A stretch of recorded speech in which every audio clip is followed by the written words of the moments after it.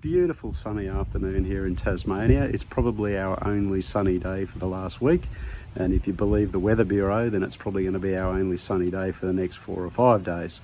Anyway, it's Sunday, we've got a little bit of time on our hands, so we're actually taking off to have a look at what we think might be an LC3 engine and a few other bits and pieces. We got a phone call from a friend of an uncle's aunt, brother-in-law's cousin's mother's sister's brother, who knows about a young couple in the Northern Midlands region of Tassie who have just taken on a farm, and they're clearing out a lot of the old junk. It was a deceased estate that they purchased, and in one of the old sheds there is what we think, I've spoken to them a couple of times on the phone, but we think that it could possibly be an LC3 engine. We're not 100% sure yet.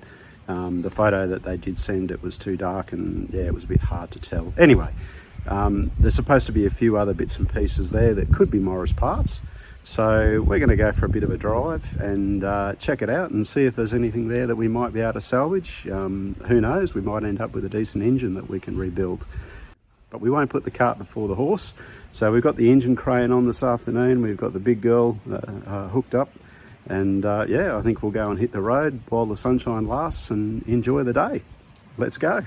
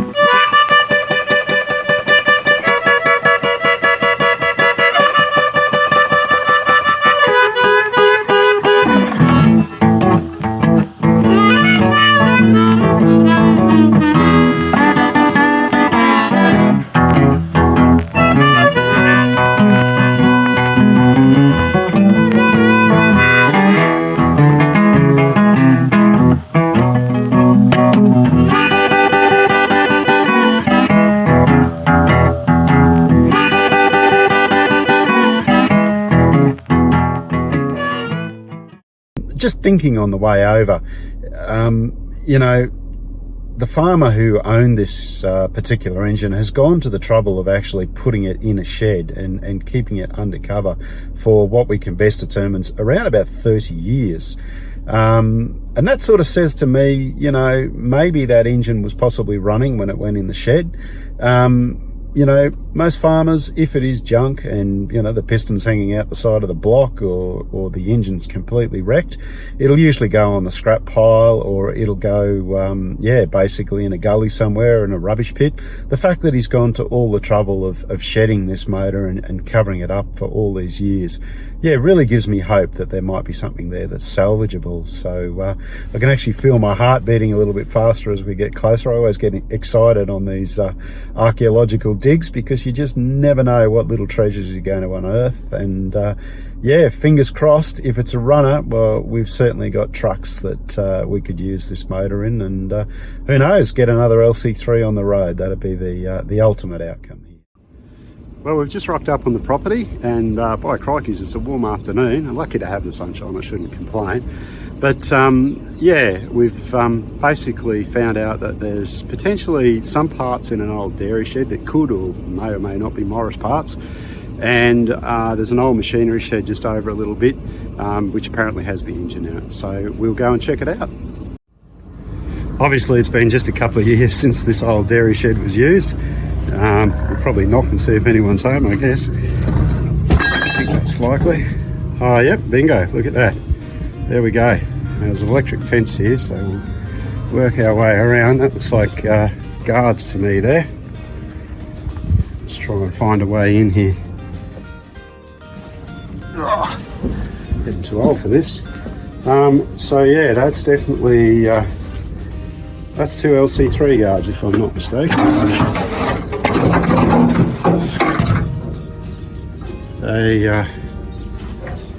Yep, they definitely look like LC3 guards to me. So they haven't moved in a while, but they're actually still quite whole. No massive rust holes. Probably cracks in the usual spots. Yep, a little bit of a crack there, but I tell you what, that's repairable. A little bit of rust on this one, but still very repairable. There's no major damage that I can see.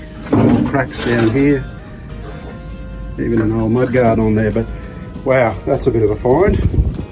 So yeah, definitely worth saving those two. So that's a good little score straight up. We'll just keep poking around and see what else we can find. A bit of an abandoned bird's nest there. These old dairies are dotted across Tasmania. Just gotta watch out for the electric fences. So, kids, this is why you don't leave your Tonka toys out in the rain. So that is most definitely a Morris grill. I would say definitely an LC3 grill. Not much left of the poor old girl, or I'd say the roof's been leaking for quite a few years. But yeah, you can certainly, the old enamel on those badges, it holds up to the test of time, doesn't it? You know, it's just incredible. So yeah, there's probably not much there. Let's see if it's got a radiator cap. Oh yeah, we've got a radiator cap there. So yeah, definitely a couple of bits on there that we could possibly use. I'd say the radiator's pretty well scrap, but you never know. We might be able to repair something, but the badge will come in handy. Always looking for them and radiator caps, so that's a good little find. Just poke around. Obviously been a long time since this has been used as a dairy. Probably more possums in here now than cows. We'll just have a bit of a look-see. She's not shut. Oh, there we go. LC3 tank. Perfect. So, again, she's got the cap on it. So, been there for a while. Still got the sender. Hasn't got any fuel in there.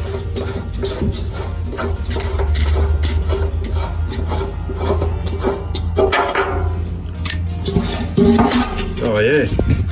Oh, that's pretty rancid. But that's a good sign. If she's got fuel in there, chances are, doesn't that smell horrible, that old fuel? Once she goes off, she goes off. But I'll put that cap back on and then I can stand this thing up and get a bit of a look. Oh, goodness, I'm pretty excited.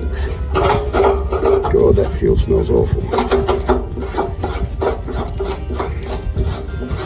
Rightio, well, that's a bit of a score.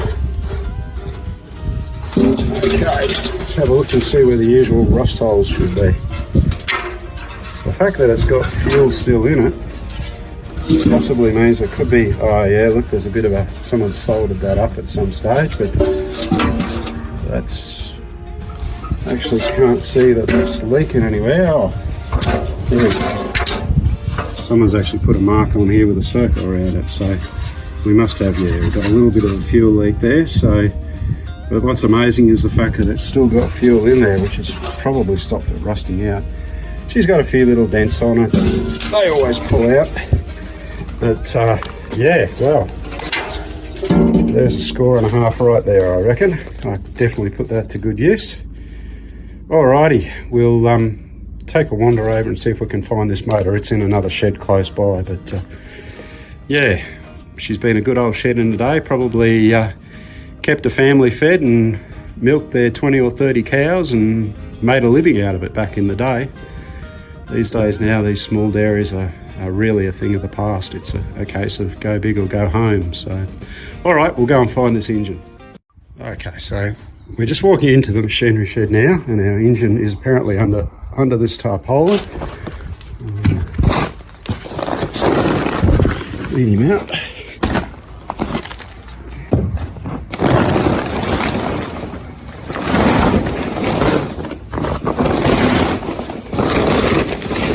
Wow.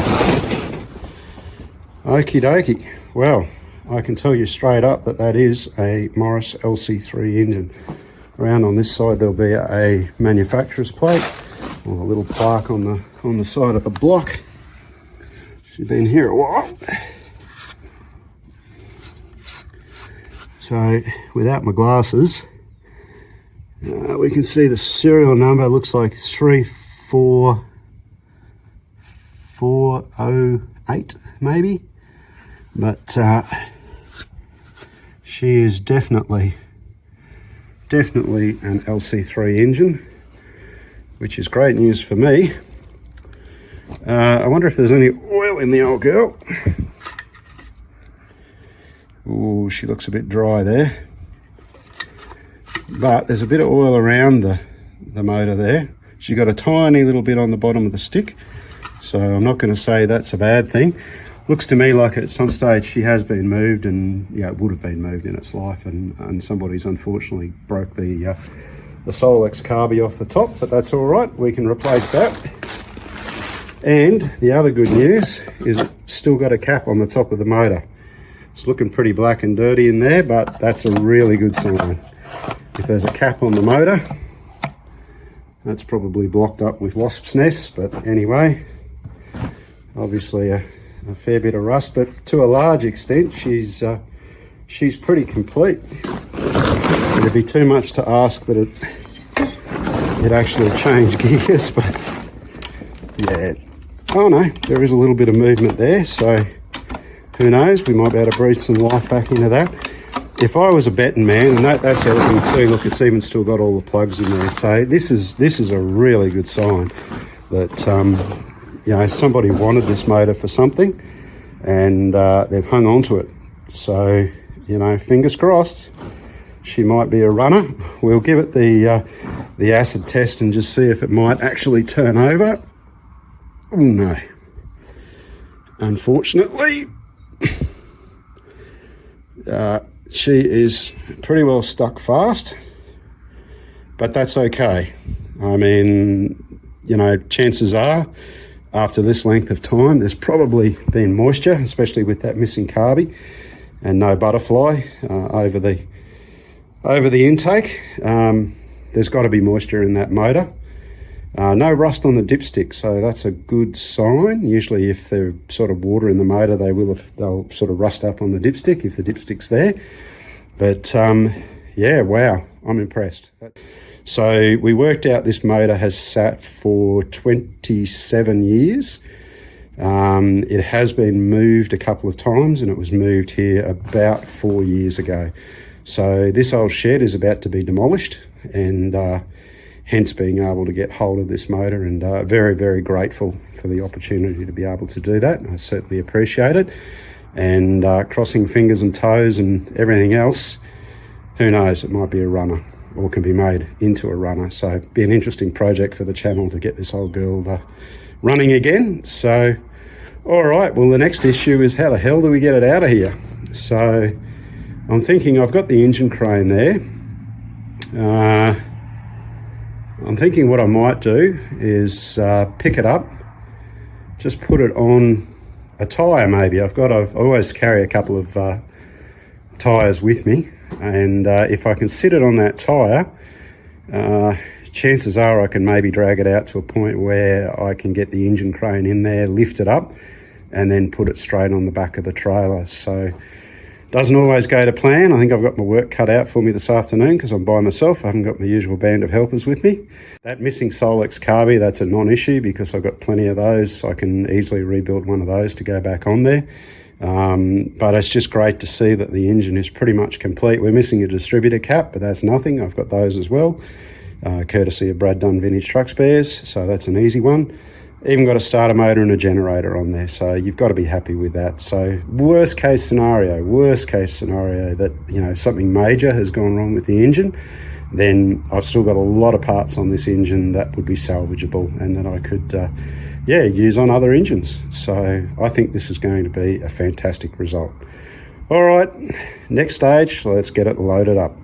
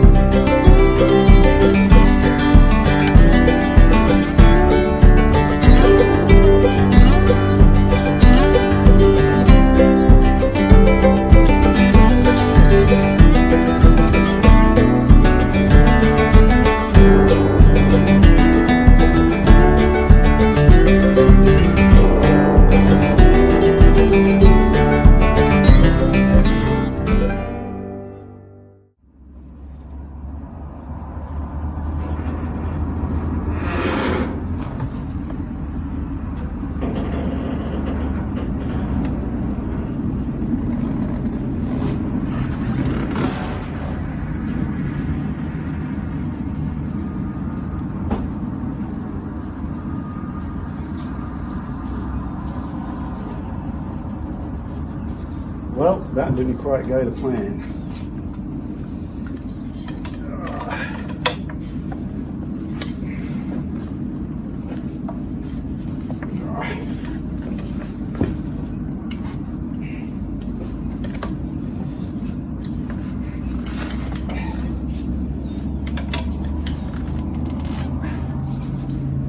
I've really got to move it probably about, I don't know, 2 metres. And I'll have enough room to get that engine crane in behind there. and actually lift it onto the trailer. So we don't have to go too far, we just have to get it to stay on the tyre while we drag it, which could be harder than it looks, but we won't give up trying.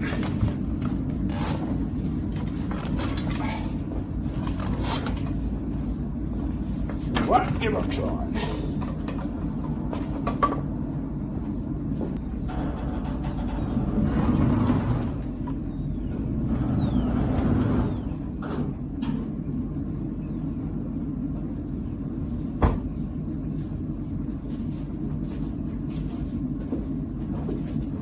It's going a bit sideways, but at least it's moving. So that's a good sign. We'll see if we can just edge it out a bit further.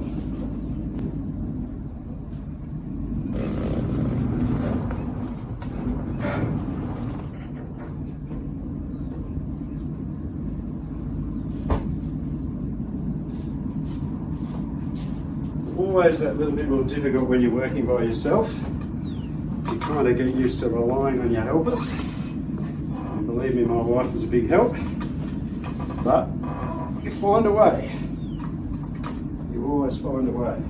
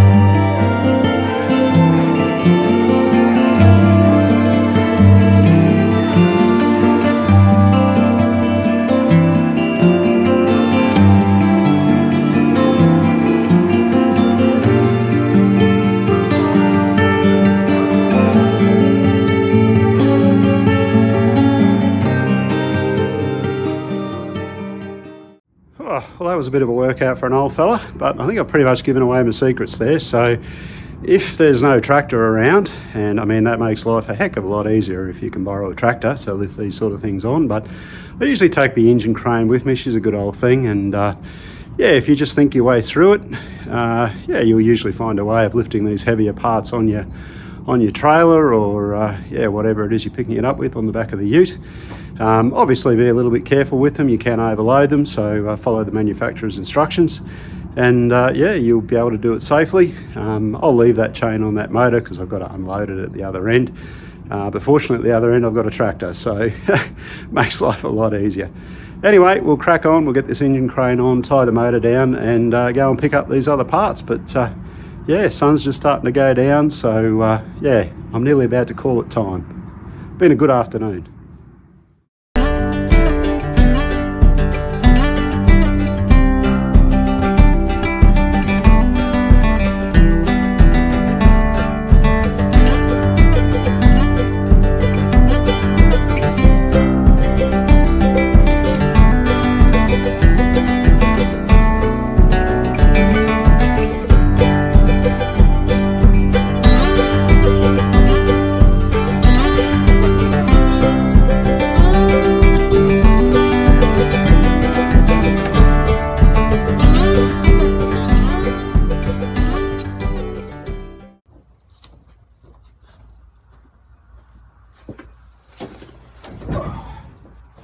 What a score.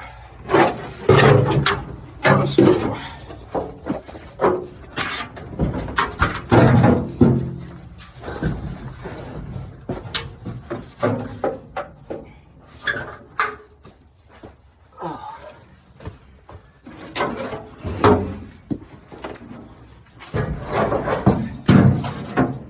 Always interesting what you find lying around on old farms.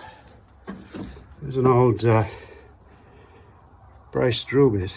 Goodness me, that's just lying there in the dirt. That'll go through someone's tractor tyre at some stage. But yeah, it's amazing. You just find stuff. We'll just leave that there. Yeah, old farms, eh? Another big old spanner here. Goodness knows, can't see a brand on it anywhere, but she's a decent size. Probably is a brand there somewhere under all the layers of rust. But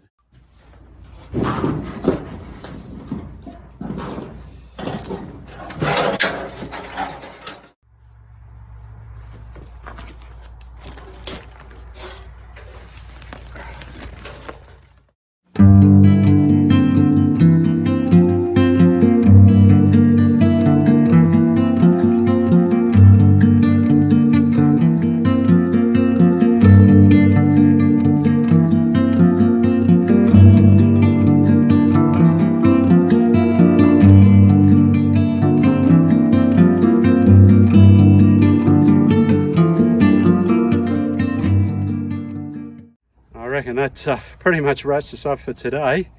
Got about an hour and 20 minutes drive ahead of me to get back home, and it'll be dark by the time I get there.